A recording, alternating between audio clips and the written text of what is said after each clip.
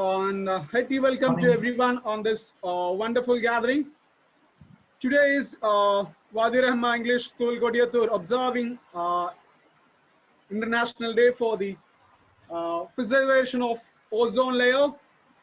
And on this very day, we are very much blessed with the formidable presence of a research scholar and my friend and my batchmate from the University of Hyderabad, Mr. Sadat Ismail, who is working on air quality research scholar, IKDC University, Lund University in Sweden. So, first of all, let us invite Mr. Sadat Ismail on this auspicious function. So, on the situation, we know that on the situation of world, where the corona pandemic is spreading all around the world. So, and all human beings are in utter confusions and helpless without moving what to do next. In such a time, we should have never forgot about such a topic which was discussed earlier and wanted to discuss every time. So to protect ozone layer and to save on the earth. So I'm none to speak about that such topic.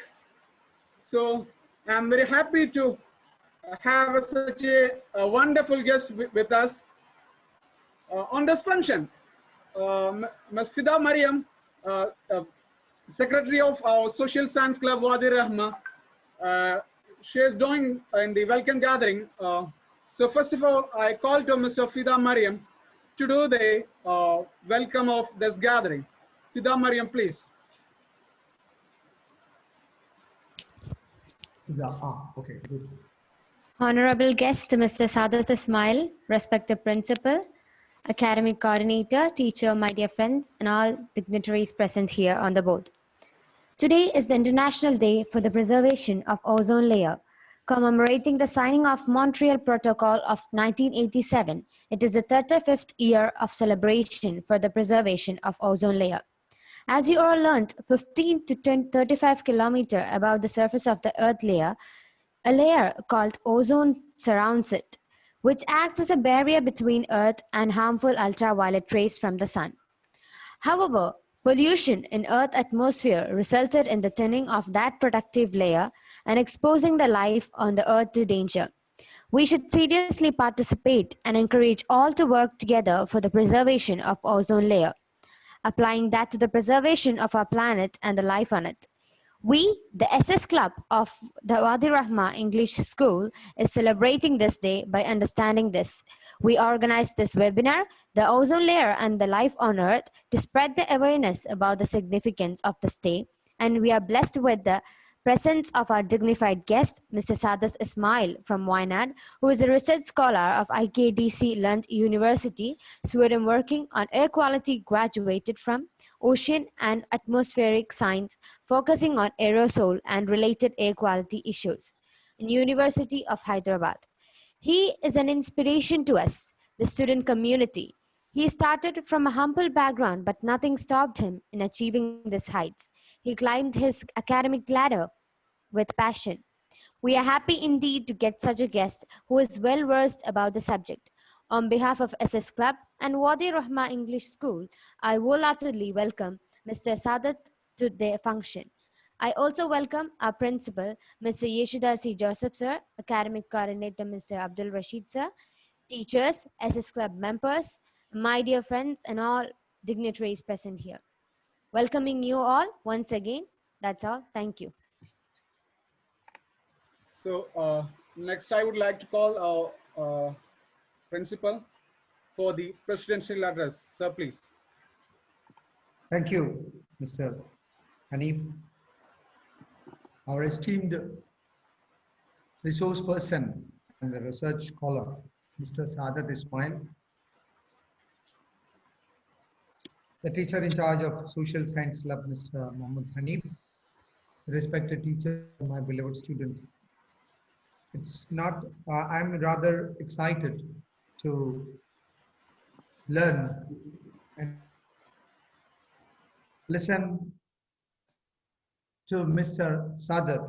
As I understand, the topic is very much relevant, and he is doing a lot of study and research on the topic.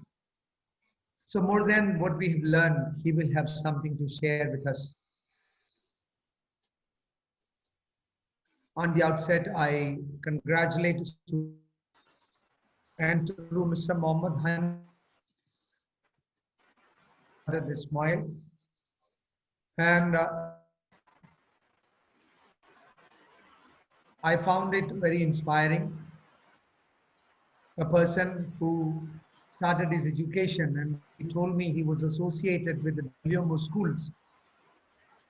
They have a prominent presence in Wayanad, almost 11 to 12 institutions, and most of them are running with high credentials. So he's very much interested in talking with children, and I wish he had been with us on a physical platform where we could bring in maximum number of students.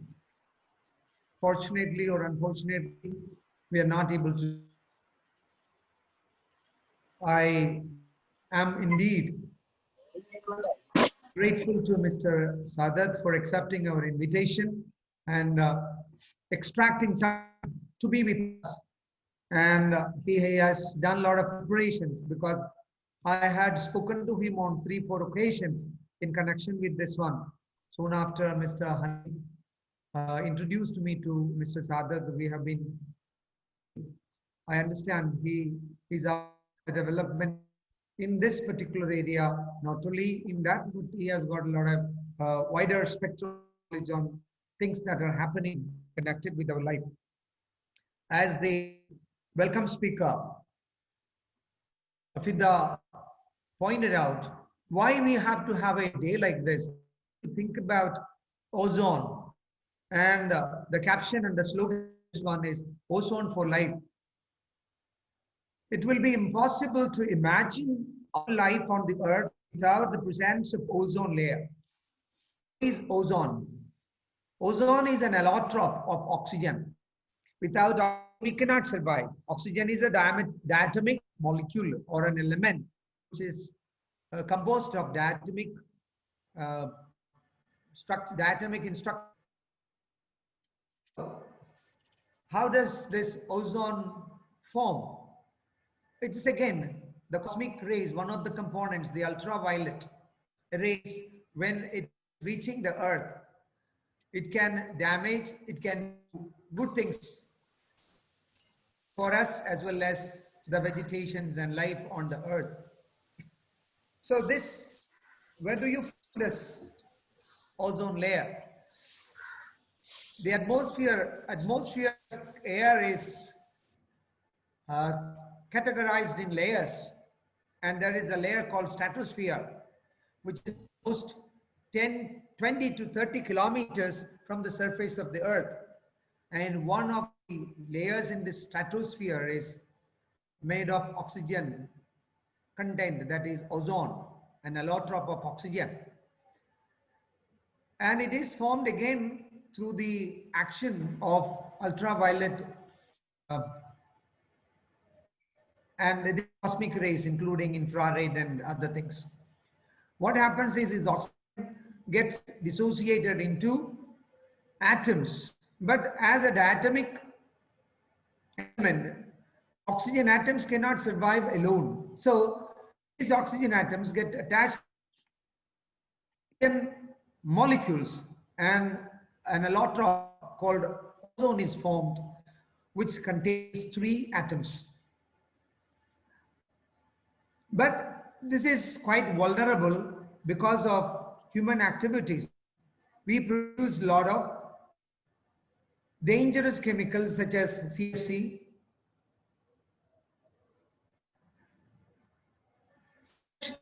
compounds go and destroy, and there was heavy damage. And once this was identified by scientists from France and from UK, people became more aware of this one, and they started thinking of protecting it. Since then, Mr. Sadat will elaborate more on this one. Since then, people have been seriously talking about this one, and there was a treaty signed, and that is what's mentioned, Montreal Treaty. In fact, this discussion and the decision came in 1984, and this treaty came into effect, I think, if I'm not wrong, September 16th. And we have spent 34 years in the damage that we created. Don't forget, we come to this world and we occupy this world for a very short span of time when compared it with the life of the earth. So we are temporary occupants, and we can only use things for us, but more than the consumer domain of our life, we have a higher responsibility of transferring or handing over this earth in a better condition than that we received, so that the next generation, and that contains all the listeners, all my learners in the school and in the society, in the country, and the world at large. So there are young people who are really, really concerned about this one. You hear the voice, but that is only old ones, one or two from here and there. This voice should increase, and we should all join so that we can together create a better world for ourselves, for the next generation. That should be taken as the responsibility of the learners in the schools. So this is why we want to organize such a day. Why such a day is marked? Because this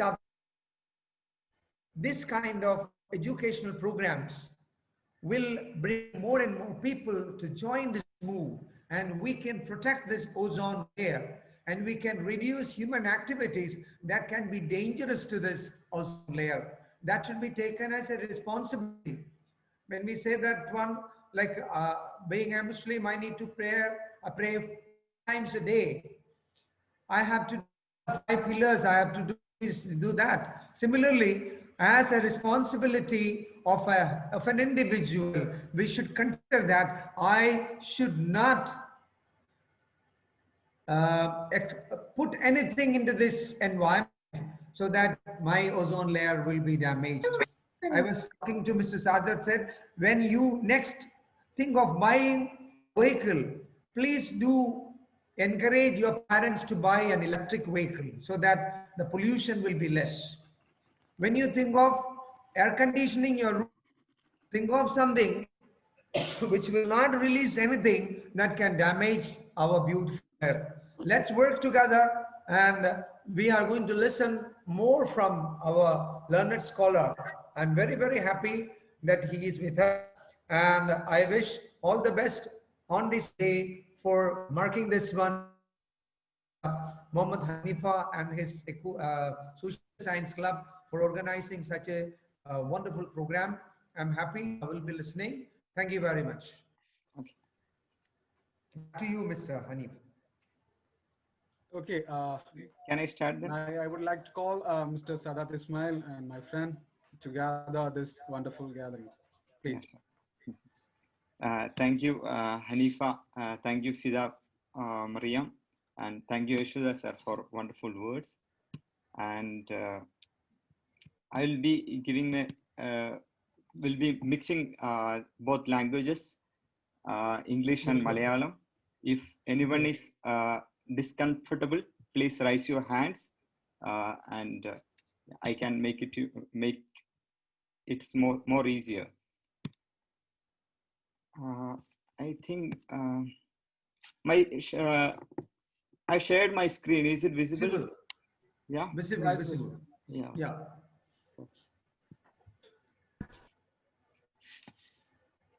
Okay, then I'll start with my background.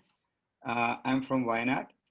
I did my bachelor's in physics from WMO Arts and Science College. It's affiliated college with Calicut University. Later, I did my master's in Ocean and Atmospheric Science from University of Hyderabad. After my master's and studies, I worked as a project assistant at Indian Institute of Tropical Meteorology, which is called IATM, Pune. I was working on air quality of Delhi. Soon later, I joined here at Lund University. This is the administrative block of Lund University. You can see as beautiful in this picture. This is our library. It's around 600 years old. And this is our lab where I'm sitting at right now. Okay, അപ്പോൾ നമ്മൾ വിഷയത്തിലേക്ക് വരാം. 2020 എന്നുള്ള വർഷം 35ാമത്തെ ozone protection United Nations ozone for life എന്നുള്ള തീമിൽ world ozone day ആയിട്ട് സെപ്റ്റംബർ 16 ആഘോഷിക്കുകയാണ്. ആളുകളൊക്കെ ഓസോണിന്റെ പ്രത്യേകത എന്തൊക്കെയാണ്, എന്തുകൊണ്ട് നമ്മൾ ഓസോൺ സംരക്ഷിക്കണം എന്നുള്ളതിൻ്റെയൊക്കെ കാര്യങ്ങൾ ഉണർത്താനൊക്കെ വേണ്ടിയിട്ടാണ് ഇത്തരം ഒരു ദിവസം നമ്മൾ സെലിബ്രേറ്റ് ചെയ്യുന്നത്.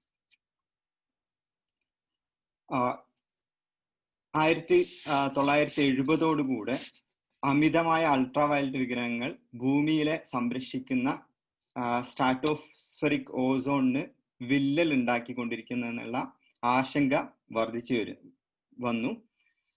അങ്ങനെ 1985 വിയന്ന കൺവെൻഷൻ എന്ന് പറയുന്ന ഒരു കൺവെൻഷൻ കൂടിയിട്ട് 1987 ഇതിന് മോശമായിട്ട് ബാധിക്കുന്ന എന്തൊക്കെ മലിന വസ്തുക്കളാണോ അതിൻ്റെയൊക്കെ ഉപഭോഗം നമുക്ക് ഘട്ടം ഘട്ടമായി കുറച്ചു കൊണ്ടുവരാൻ കഴിയണം എന്നുള്ള ഒരു ഉടമ്പടിയിൽ 1987 കാനഡയിലെ മോൺട്രിയോൾ എന്ന് പറയുന്ന സ്ഥലത്ത് വെച്ചിട്ട് ഒരു കരാറിൽ 24 രാജ്യങ്ങളാണ് ആദ്യമായിട്ട് ഇതിന് ഒപ്പുവെക്കുന്നത്. നമുക്കെല്ലാവർക്കും അറിയാം 1760-1840 ഇൻഡസ്ട്രിയൽ റെവല്യൂഷൻ നടക്കുകയാണ്. മൊത്തം എല്ലാ സാധനങ്ങളുടെയും ഉൽപാദനം മെക്കനൈസ്ഡ് ചെയ്തു.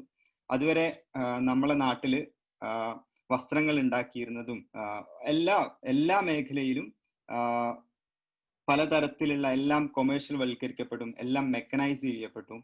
അങ്ങനെ ഇതൊക്കെ കാരണം ഒരുപാട് മലിന വസ്തുക്കള്, മലിനീകരണങ്ങൾ അന്തരീക്ഷത്തിലേക്ക് മുൻപത്തേക്കാളൊക്കെ പുറന്തള്ളിക്കൊണ്ടിരുന്നു. അങ്ങനെ നമ്മളുടെ ഓസോൺ എന്ന് പറയുന്നത് നമുക്ക് ഭൂമിക്ക് ഒരു കുട പോലെ ഹാനികരമായ വൾണറബിൾ ആയിട്ടുള്ള കോസ്മിക് റേസ് എന്നൊക്കെ നമ്മളെ സംരക്ഷിച്ച് ഭൂമിയെ സംരക്ഷിച്ച് നിർത്തുകയായിരുന്നു. You can see in this as you see in this picture. അപ്പോൾ എങ്ങനെയാണ് ഓസോൺ നമ്മളെ സംരക്ഷിക്കുന്നത്, അതിൻ്റെയൊക്കെ സയൻസ് എന്താണ്, അതിൻ്റെ പുറകിലുള്ള ശാസ്ത്രം എന്താണെന്നുള്ളതാണ് ഇനി പറയാൻ വേണ്ടി പോകുന്നത്. നമുക്കറിയാം ഭൂമി എന്ന് പറയുന്നത് പല ലെയർ ആയിട്ടാണ് നിലനിൽക്കുന്നത്. നമ്മളൊക്കെ ഉള്ളത് ഭൂമിയുടെ ട്രോപ്പോസ്ഫിയർ എന്ന് പറയുന്ന അടിയിലെ തട്ടിലാണുള്ളത്. അതിൻ്റെ മുകളിൽ പിന്നെയും വേറെ ഒരുപാട് ലെയറുകളുണ്ട്. ഈ ലെയറുകൾ ഫോം ചെയ്യുന്നത് എങ്ങനെയാണെന്ന് വിചാരിച്ചാൽ മെയിനായിട്ട് ഈ ഗ്രാവിറ്റി കൊണ്ട് നമ്മളുടെ അറ്റ്മോസ്ഫിയറിലെ പല ഘടകങ്ങളിലും ഗ്രാവിറ്റി കാരണം ഇങ്ങനെ അടിഞ്ഞു കൂടിയിട്ടാണ് ഓരോരോ ലെയർ കൃത്യമായിട്ട് ശരിക്കും പറഞ്ഞാൽ കോൺസെൻട്രേഷൻ ലെവൽ വ്യത്യാസം വരുന്നത് കൊണ്ടാണ് നമ്മൾക്ക് ഇങ്ങനെ ലെയർ പോലെ അല്ലെങ്കിൽ നമ്മളൊരു ഉള്ളിയൊക്കെ പൊളിക്കുമ്പോൾ കുറെ ലെയറുകൾ കാണുമല്ലോ, അതേപോലുള്ള രീതിയിൽ ഭൂമിയെ ലെയർ പോലെ നമുക്ക് പറയാൻ വേണ്ടി പറ്റുന്നത്. അപ്പം നമ്മളൊക്കെ ജീവിക്കുന്ന ഭൂമിയുടെ ഏറ്റവും അടിയിലുള്ള ട്രോപ്പോസ്ഫിയർ എന്ന് പറയുന്ന സ്ഥലത്താണ്. അത് 0 മുതൽ അഥവാ ഗ്രൗണ്ട് സീറോ മുതൽ ഏകദേശം 10 കിലോമീറ്ററോളം അത്രയാണ് ഉയരമുള്ളത്. ഓസോൺ എന്ന് പറയുന്നത് അതിനേക്കാളും ഉയരത്തിൽ 10 മുതൽ 50 കിലോമീറ്ററോട് കൂടെ സ്ട്രാറ്റോസ്ഫിയറിന്റെയും ട്രോപ്പോസ്ഫിയറിന്റെയും ഇടയിലുള്ള ഒരു ലെയറാണ്. സാധാരണഗതിയിൽ ഒരു ഓക്സിജൻ മോളിക്യൂൾ എന്ന് പറയുന്നത് 2 ഓക്സിജനുകൾ കൂടി ചേർന്നിട്ട് ആണ് ഓക്സിജന്റെ സ്ഥിരമായിട്ടുള്ള അവസ്ഥ. അതിൽ നമുക്ക് എനർജി കിട്ടുന്ന സമയത്ത്, എനർജി എന്ന് പറയുന്നത് സൂര്യപ്രകാശമാണ് മെയിനായിട്ട്. സൂര്യപ്രകാശം കിട്ടുന്ന സമയത്ത് അത് രണ്ടും സ്പ്ലിറ്റ് ചെയ്യും. സ്പ്ലിറ്റ് ചെയ്തിട്ട് അടുത്ത രണ്ടായിട്ട് ഇങ്ങനെ കൂടിച്ചേർന്നിരിക്കുന്ന ഓക്സിജനിലേക്ക് പോയിട്ട് അടുത്തൊരു ഓക്സിജൻ വീണ്ടും കൂടിച്ചേരും. അങ്ങനെയാണ് O3 എന്ന് പറയുന്ന ഓസോൺ ഫോർമേഷൻ നടക്കുന്നത്. സാധാരണഗതിയിൽ ഇതിനൊരു ഭൂമിക്ക് ഒരു ഇക്വിലിബ്രിയം സ്റ്റേറ്റ് ഉണ്ട്. ഇക്വിലിബ്രിയം സ്റ്റേറ്റ് എന്ന് പറയുമ്പോൾ വേറെ പൊല്യൂട്ടൻസ് ഒന്നും ഇല്ലാത്ത രീതിയിൽ എങ്ങനെയാണോ ഒരു 3 ഓക്സിജൻ മോളിക്യൂൾ കൂടി ചേർന്നിട്ട് 2 ഓസോണിന്റെ മോളിക്യൂള് ഉണ്ടാവുകയാണ് ചെയ്യുന്നത്. ഇവിടെയാണ് നമ്മുടെ പൊല്യൂട്ടൻസ് കടന്നു വരുന്നത്. പൊല്യൂട്ടൻസ് എന്ന് പറയുമ്പോൾ CFC, hydrofluoro carbons, Knox, ബ്രോമൈഡ്സ്, carbon ടെട്രാക്ലോറൈഡ്സ് എന്നിവയൊക്കെയാണ് പൊല്യൂട്ടൻസ് ആയിട്ട് വരുന്നത്. ഈ നോക്സ് എന്നുള്ള പൊല്യൂട്ടൻസ് ഒക്കെ നമ്മളുടെ വാഹനത്തിൽ നിന്ന് വരുന്നുള്ള പുകയാണ്. ഹൈഡ്രോഫ്ലൂറോ കാർബൺസ് ഒക്കെ പണ്ട് കാലങ്ങളിൽ, ഇപ്പോൾ അതിന്റെ ഉപയോഗം വളരെ കുറഞ്ഞു വന്നിട്ടുണ്ട്. പണ്ട് കാലങ്ങളിലൊക്കെ ഫ്രിഡ്ജ്, എയർ കണ്ടീഷനിൽ ഇതിൻ്റെ അകത്തൊക്കെ ഉപയോഗിച്ചിരുന്ന വളരെ ചീപ്പായിട്ട് കിട്ടുന്ന ഒരു കെമിക്കലായിരുന്നു. ഈ കെമിക്കൽ വരുന്ന സമയത്ത് ഞാൻ പറഞ്ഞു, ക്ലോറോ കാർബൺസ് വരുന്ന സമയത്ത് ഈ ക്ലോറിൻ മോളിക്യൂള് നമുക്ക് ഇവിടെ ഉണ്ടായിട്ടുള്ള ഓസോൺ മോളിക്യൂളുമായിട്ട് വന്നിട്ട് ചേരുന്ന സമയത്ത് ഒരു ക്ലോറിന്റെ മോണോക്സൈഡ് രൂപപ്പെടുകയാണ് ചെയ്യുന്നത്. ഇതിനെ സ്ഥിരമായിട്ടുണ്ടായിരുന്ന ഓസോണെ സ്പ്ലിറ്റ് ചെയ്തിട്ട് ക്ലോറിൻ മോണോക്സൈഡ് രൂപപ്പെടുകയും ഓക്സിജന്റെ മോളിക്യൂൾ ഉണ്ടാവുകയാണ് ചെയ്യുന്നത്. അങ്ങനെ ഈ വെറുതെ പോയി എന്താ പറയാ, വളരെ സ്വാഭാവികമായിട്ട് നിൽക്കുന്ന ഓസോണിനെ പോയിട്ട് ഈ ഒരു പൊല്യൂട്ടന്റ് പോയിട്ട് ആക്രമിക്കുകയാണ് ചെയ്യുന്നത്. എന്നിട്ട് ഇത് ആക്രമിച്ചിട്ട് പിന്നെന്താ സംഭവിക്കുന്നത് വിചാരിച്ചാല് ഇതിനെ സ്പ്ലിറ്റ് അപ്പാർട്ട് ചെയ്യും. ഓരോ ഓസോണിനും ഒരു ഫ്രീ ഓക്സിജന്റെ ഒരു ആറ്റത്തിനായിട്ട് മാറ്റിയിട്ട് ഇതിന്റെ ഒരു സൈക്കിൾ ഇങ്ങനെ എപ്പോഴും ഇങ്ങനെ നടന്നുകൊണ്ടേയിരിക്കും. ഇതിന്റെ ഏറ്റവും പേടിപ്പെടുത്തുന്ന ഒരു കാര്യം എന്ന് പറഞ്ഞാല് ഒരൊറ്റ ക്ലോറിന്റെയോ ബ്രോമിന്റെയോ ഒരൊറ്റ മോളിക്യൂള് മതി ആയിരക്കണക്കിന് ഓസോണിന്റെ മോളിക്യൂൾസിനെ ഡിസ്ട്രോയ് ചെയ്യാൻ. ഒരു പെർട്ടിക്കുലർ ടെമ്പറേച്ചർ ഒക്കെ കിട്ടി ഒരു പൊല്യൂട്ടന്റ് ഉണ്ടായാൽ മാത്രം മതി ഇത്രയും വലിയ ഓസോണിനെ നശിപ്പിക്കാൻ, 10,000 കണക്കിന് ഓസോണിനെ നശിപ്പിക്കാൻ. അപ്പോ ഇതിൻ്റെ അകത്തൊക്കെ എത്തിച്ചേർന്നിട്ടുള്ള മൈൽ സ്റ്റോൺസ് എന്തൊക്കെയാണ് ഇതിന്റെ സയന്റിഫിക് ബാക്ക്ഗ്രൗണ്ട്സ്. ഞാനിത് കുറെ ഡേറ്റ് ഉണ്ടാക്കിയിട്ട് നിങ്ങളെ ബോറടിപ്പിക്കുന്നതിന് പകരം ഞാൻ ഒന്ന് ചുരുക്കി കാര്യങ്ങളൊക്കെ പറയാം. ചുരുക്കി കാര്യങ്ങൾ വളരെ ഇമ്പോർട്ടൻ്റ് ആണെന്ന് പറയാൻ കാരണം നമ്മൾ എങ്ങനെയാണ് ഇതിൻ്റെ അകത്തൊക്കെ എത്തിച്ചേർന്നിട്ടുള്ള എന്ന് നമ്മളെ അതൊന്നും മനസ്സിലാക്കാൻ വേണ്ടിയിട്ടാണ്. 1839 ഷോൺബീന് ഇലക്ട്രിക്കൽ ഡിസ്ചാർജുകൾ നടക്കുന്ന സമയത്ത് ബൈ ചാൻസിലാണ് ഓസോണിനെ ആദ്യമായിട്ട് ഒബ്സർവ് ചെയ്യുന്നത്. അങ്ങനെ 1850 ഇതൊരു ഓസോൺ ഒരു നാച്ചുറൽ കോൺസ്റ്റിറ്റ്യൂവന്റ് ആണ്, അറ്റ്മോസ്ഫിയറിൽ ഉണ്ടാകുന്ന ഒരു നാച്ചുറൽ കോൺസ്റ്റിറ്റ്യൂവന്റ് ആണ് എന്ന് കണ്ടുപിടിച്ചു. പിന്നെ 1880 ഓസോണിന് സോളാർ അൾട്രാ വയലറ്റുകളെ ഒബ്സർവ് ചെയ്യാനുള്ള ശക്തി ഉണ്ട് എന്ന് മനസ്സിലായി. 1913 തന്നെ ഇത് സ്ട്രാറ്റോസ്ഫിയറിലാണ് കൂടുതൽ ഇതിന്റെ കോൺസെൻട്രേഷൻ എന്നുള്ള കാര്യങ്ങളൊക്കെ മനസ്സിലായി. 1920 ഇത് അളക്കാൻ വേണ്ടിയിട്ട് ഉള്ള ഒരു കൃത്യമായ ഒരു ഇൻസ്ട്രുമെന്റ് ഡോപ്സൺ എന്ന് പറയുന്ന ഒരു ഓക്സ്ഫോർഡ് സയന്റിസ്റ്റ് വികസിപ്പിച്ചെടുക്കുകയാണ്. ഇപ്പോഴും നമ്മൾ ഓസോൺ അളക്കുന്നത് ഡോപ്സൺ യൂണിറ്റിലാണ്. DB എന്നാണ് എഴുതുക, ക്യാപ്സ് ലെറ്ററിൽ B, സ്മോൾ ലെറ്ററിൽ B ആയിട്ട് DB. അപ്പൊ ഇപ്പം നിലവിലുള്ള സയന്റിഫിക് അണ്ടർസ്റ്റാൻഡിങ്ങൾ എന്തൊക്കെയാണെന്ന് വെച്ചാല് ഓസോണിന്റെ അളവ് ഗണ്യമായിട്ട് കുറയുന്നതിന് കാരണം മെയിനായിട്ട് ക്ലോറിൻ ബ്രോമിന്റെ ഒക്കെ അളവ് കൂടുന്നതാണ് എന്ന് മനസ്സിലാക്കി. അതേപോലെ തന്നെ ക്ലൈമറ്റ് ചേഞ്ചിന് അഥവാ അന്തരീക്ഷത്തിലെ ഗ്ലോബൽ വാർമിങ്ങിനൊക്കെ കൂടാൻ വേണ്ടി കാരണമായ ഗ്രീൻ ഹൗസ് ഗ്യാസുകളും ഇതിന് കോൺട്രിബ്യൂട്ട് ചെയ്യുന്നുണ്ട് എന്ന് മനസ്സിലാക്കി. ഇതിന്റെ ഹൈഡ്രോഫ്ലൂറോ കാർബൺസിന്റെ അളവ് ഗണ്യമായിട്ട് കൂടുന്നുണ്ടെന്ന് മനസ്സിലാക്കി. ഇനിയും ഇത് കൂടാൻ മാത്രമേ സാധ്യതയുള്ളൂ എന്നുള്ള ഒരു സയന്റിഫിക് അണ്ടർസ്റ്റാൻഡിങ് കുറച്ച് വർഷങ്ങൾക്ക് മുന്നേ നമുക്ക് കിട്ടി. അങ്ങനെയാണ് പിന്നെ നമുക്കിങ്ങനെ ഒരു പ്രോട്ടോകോൾ ഉണ്ടാക്കണം എന്നുള്ള ഒക്കെ ഒരു തീരുമാനത്തിൽ പിന്നെ നമ്മളുടെ ഐക്യരാഷ്ട്രസഭയും നമ്മളുടെ ശാസ്ത്രജ്ഞരും ഒക്കെ എത്തിച്ചേരുന്നത്. അങ്ങനെ എന്തിനു വേണ്ടിയിട്ടാണ് നമ്മൾ പിന്നെ ഓസോണിനെ നമ്മൾ പ്രൊട്ടക്ട് ചെയ്യുന്നത്? പ്രൊട്ടക്ട് ചെയ്യുന്നതെന്ന് പറഞ്ഞാൽ നമ്മൾ എല്ലാവരും പലപ്പോഴായി പറഞ്ഞു കേട്ടിട്ടുള്ള സൂര്യനിൽ നിന്ന് അമിതമായി നമുക്ക് ദോഷമായിട്ട് ബാധിക്കുന്ന ഇവിടുത്തെ ജീവജാലങ്ങൾക്കും സസ്യജാലങ്ങൾക്കൊക്കെ ജീവജാലങ്ങൾക്കൊക്കെ വളരെ ഹാംഫുൾ ആയിട്ടുള്ള അൾട്രാവയലറ്റ് വികിരണങ്ങളെ തടഞ്ഞു നിർത്താൻ വേണ്ടിയിട്ടാണ് ഓസോണ് സഹായിക്കുന്നത്. അപ്പം ഇങ്ങനെ ഇത്തരത്തില് പിന്നെ അൾട്രാവയലറ്റ് വികിരണങ്ങൾ കൂടുതൽ ഭൂമിയിലേക്ക് വന്നാൽ എന്താ സംഭവിക്കുക വെച്ചാൽ നമുക്ക് സ്കിൻ ക്യാൻസറുകൾ ഉണ്ടാവും, നമ്മളുടെ കണ്ണിന് അലർജറ്റിക് ആയിട്ടുള്ള തിമിരം പോലെയുള്ള അസുഖങ്ങൾ വരും, സസ്യങ്ങളുടെ ഉൽപാദനക്ഷമത അതോടുകൂടെ നമ്മളുടെ ഫുഡ് സെക്യൂരിറ്റി ഇങ്ങനത്തെ കാര്യങ്ങളൊക്കെ നഷ്ടപ്പെടും, മനുഷ്യന് മൃഗങ്ങൾക്കൊക്കെ രോഗപ്രതിരോധ ശക്തി കുറയും, അതോടുകൂടെ ലൈഫ് എക്സ്പെക്ടൻസി വളരെ കുറഞ്ഞു വരും, അതേപോലെ തന്നെ കാലാവസ്ഥാ വ്യതിയാനവും സംഭവിക്കും. അങ്ങനെ ആണ് പിന്നെ ഒരുപാട് തരത്തിലുള്ള സയന്റിഫിക് ആക്ടിവിറ്റി ഇതുമായിട്ട് നടക്കുന്നത്. അങ്ങനെ പിന്നെ ക്ലോറോഫ്ലൂറോ കാർബണിന്റെ അളവുകളൊക്കെ 1970കളിലൂടെ തന്നെ നമ്മൾ കണ്ടുപിടിച്ചു. 1985 ഓസോൺ ഹോള് എന്ന് പറയുന്ന ഒരു ഹോള് ബ്രിട്ടീഷ് അന്റാർട്ടിക് സർവേയിലൂടെ ഇങ്ങനൊരു ഹോൾ ഉണ്ട് എന്ന് കണ്ടുപിടിക്കാൻ കഴിഞ്ഞു. അങ്ങനെയാണ് ഇതാണ് അന്ന് നടത്തിയിട്ടുള്ള ഒരു ഒബ്സർവേഷൻ ആണ്. ക്ലോറിന്റെ അളവ് കൂടുന്നതിനനുസരിച്ച് ഓസോണിന്റെ അളവ് കുറഞ്ഞു വരുന്നത്. ഗ്രാഫിൽ നിങ്ങൾക്ക് കാണാം, ഈ ചുമപ്പ് കളർ എന്ന് പറയുന്നത് ക്ലോറിൻ, പൊല്യൂട്ടന്റ് ആയിട്ടുള്ള ക്ലോറിന്റെ അളവ് കൂടുന്നതാണ്.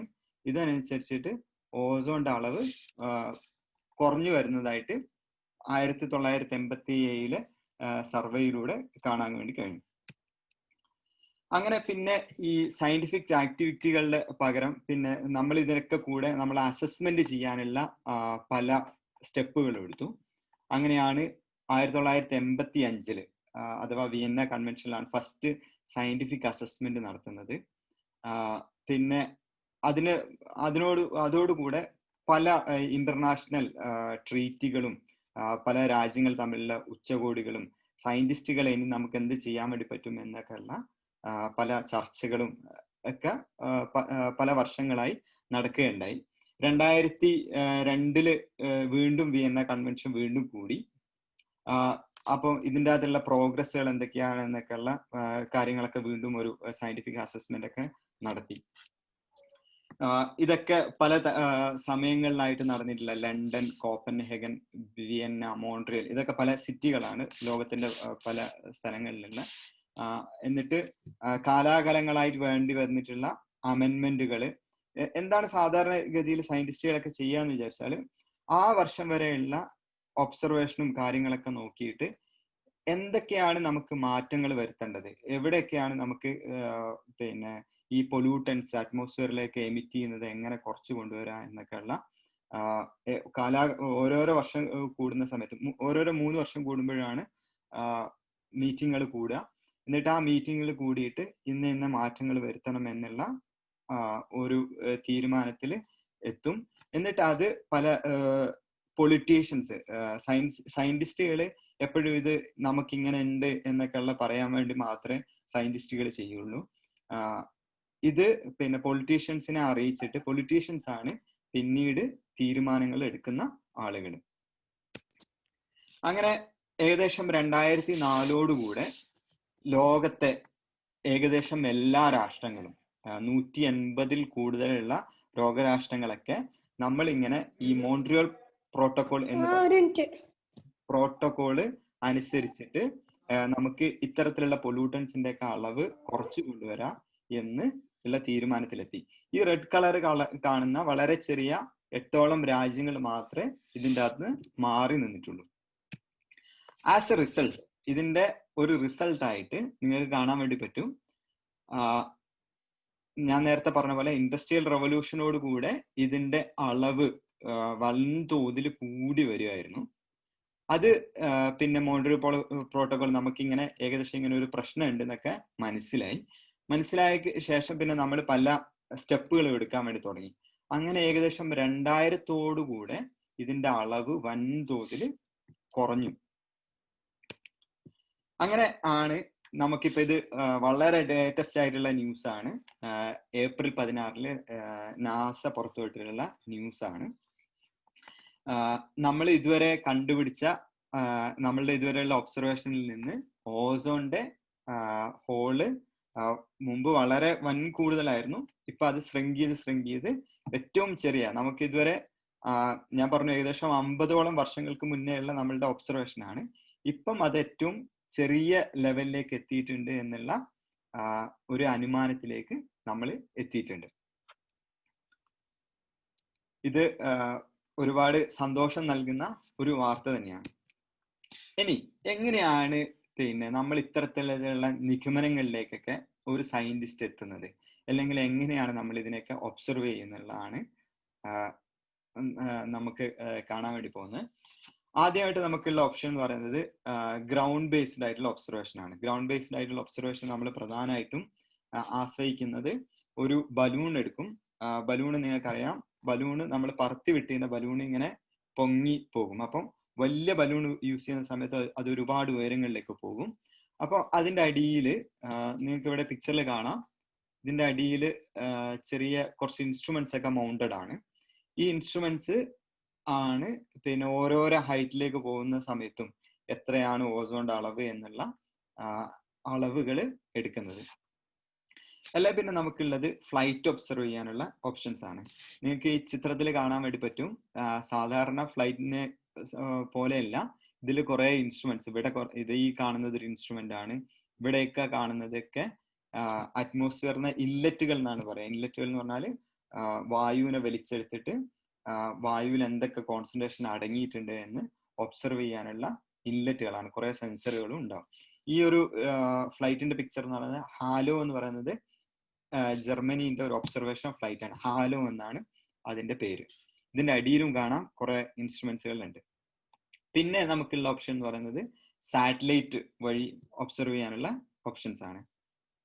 എന്നിട്ട് ഇത്രയും ഈ 3 ഒബ്സർവേഷനും നമ്മളുടെ വെതർ, ടെമ്പറേച്ചർ, പ്രഷർ ഇങ്ങനെയൊക്കെയുള്ള സാധനങ്ങൾ കൂടെ ഉൾപ്പെടെ നമ്മൾ സൂപ്പർ കമ്പ്യൂട്ടറിലേക്ക് ഇതിനൊക്കെ ഫീഡ് ചെയ്യും. എന്നിട്ട് ബേസിക് സയൻസ് ഇക്വേഷൻസ് ആയിട്ടുള്ള ഇക്വേഷൻസ് ഒക്കെ, അറ്റ്മോസ്ഫിയർ കെമിസ്ട്രിയിലൊക്കെ പല ഇക്വിലിബ്രിയം ഇക്വേഷൻസ് ഒക്കെ ഉണ്ട് നിങ്ങൾ പഠിക്കുന്ന. അപ്പൊ ഈ ഇക്വേഷൻസ് ഒക്കെ ഇത് ഫോളോ ചെയ്യുന്നുണ്ടോ എന്ന് നമ്മൾ സൂപ്പർ കമ്പ്യൂട്ടർ വഴി നമ്മൾ അളന്ന് നോക്കും. ഇത് പിന്നെ പൂനെയിലുള്ള ഒരു സൂപ്പർ കമ്പ്യൂട്ടിംഗ് ഫെസിലിറ്റി ആണ്. ഇത് നമ്മൾ പറയുന്നത് കേട്ടിട്ടുണ്ട്, പണ്ടൊക്കെ കമ്പ്യൂട്ടറുകളൊക്കെ ബിൽഡിംഗ് കണക്കിന് ആയിരുന്നു. ഒരു വലിയ പിന്നെ ഒരുപാട് വലിപ്പത്തിലുള്ള കമ്പ്യൂട്ടറുകളൊക്കെ ആയിരുന്നു. ഇപ്പോഴും അതേപോലെയുള്ള കമ്പ്യൂട്ടറുകൾ ഉണ്ട്, പക്ഷെ പണ്ടത്തെ സ്പീഡല്ല. ഇത് ഒരു സെക്കൻഡില് 10,000 കാൽക്കുലേഷൻസ് ചെയ്യാനുള്ള ഫെസിലിറ്റിയാണ് ഈ കമ്പ്യൂട്ടറിലുള്ള. ഒരു ഫ്ലോർ മൊത്തമായിട്ട് കമ്പ്യൂട്ടർ സിസ്റ്റം ആണ്. ഇത് ഈ തന്നിലുള്ള പിക്ചർ എന്ന് പറയുന്നത് Indian institute of tropical metrology, ഞാൻ മുമ്പ് വർക്ക് ചെയ്ത IITM-ലുള്ള ഒരു സൂപ്പർ കമ്പ്യൂട്ടിംഗ് ഫെസിലിറ്റിയാണ്.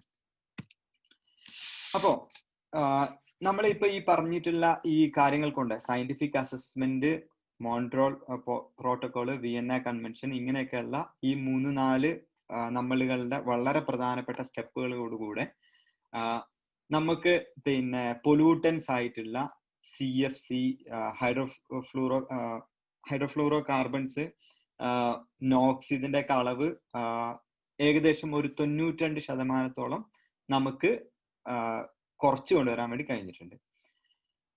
ഉൽപാദനം കുറഞ്ഞതുപോലെ തന്നെ അതിന്റെ ഉപയോഗവും കുറഞ്ഞിട്ടുണ്ട്, അതിന്റെ യൂസേജ്. അതിന് പകരം നമ്മൾ പിന്നെ എൻവയോൺമെന്റൽ ഫ്രണ്ട്ലി ആയിട്ടുള്ള പല വേറെ കെമിക്കൽസ് കണ്ടുപിടിക്കാനൊക്കെ സാധിച്ചു. ഇതുമൂലം നേത്രതിമിരം, ത്വക്കർബുദം, സ്കിൻ ക്യാൻസർ, പിന്നെ അതേപോലെയുള്ള രോഗങ്ങളൊക്കെ നമുക്ക് ഒരുപാട് തടയാൻ വേണ്ടിയിട്ട് കഴിഞ്ഞു. 2050 ആകുമ്പോഴേക്ക് നമ്മൾ ഈ കൃത്യമായിട്ട് ഈ പ്രോട്ടോകോൾ പാലിക്കുകയാണെങ്കിൽ ഓസോൺ പാളി പഴയ രീതിയിൽ, അഥവാ ഇൻഡസ്ട്രിയൽ റവല്യൂഷനൊക്കെ മുന്നേ ഉള്ള രീതിയിലേക്ക് നമുക്ക് പൂർണ്ണമായിട്ട് ഇതിന്റെ ഹോള് ഫില്ല് ചെയ്യാൻ വേണ്ടി കഴിയുമെന്നുള്ള നമ്മൾ പ്രതീക്ഷയിലാണ്. ഇതാണ് ഇൻഡസ്ട്രിയൽ റവല്യൂഷന്റെ ആ സമയത്തുള്ള ഇതൊക്കെ ഈ കാണുന്നതൊക്കെ വിവിധ തരത്തിലുള്ള പൊല്യൂട്ടൻസ് ആണ്.